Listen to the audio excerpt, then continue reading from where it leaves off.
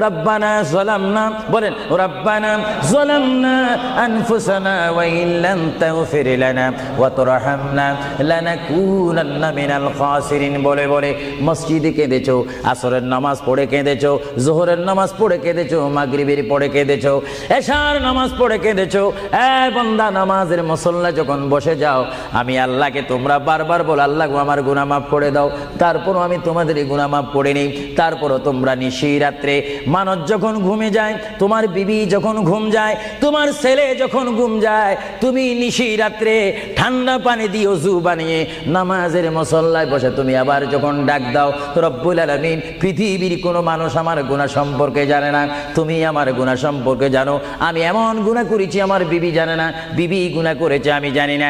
আল্লাহ তুমি সব কিচ্ছু জানো। হে আমার প্রভু, তুমি আমাকে মাফ করে দাও।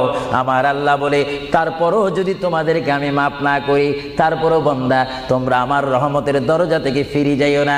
আমি তোমাদেরকে হুকুম দিচ্ছি, ওয়ালাউ আন্নাহুম ইয যালামু আনফুসাহুম জাউকা, বান্দারে যদি গুনাহ করে ফেলো, আমার রহমত থেকে মুখ ফিরে তুমি চলে যাইও না। এ বান্দা, আকাশ পরিমাণ যদি গুনাহ করো, পাতাল পরিমাণ যদি গুনাহ করো, সাগরের পানি পরিমাণ যদি গুনাহ করো, পাহাড় তুলনায় যদি তুমি গুনাহ করো, আমার দরবার থেকে তুমি নিরাশ হইও না। এ বান্দা, আমি তোমাকে একটি রাস্তা বাতাই দিচ্ছি, একটি পথ তোমাকে আমি দেখাই দিচ্ছি। সেই পথটি কোন পথ তোমরা জানো? ওয়ালাউ আন্নাহুম ইয যালামু আনফুসাহুম জাউকা, বান্দারে যখন তোমরা বরবাদ হয়ে যাবে, তখন তোমাদেরকে একটা পথ আমি তোমাদেরকে দেখাই দিলাম। সেই পথটির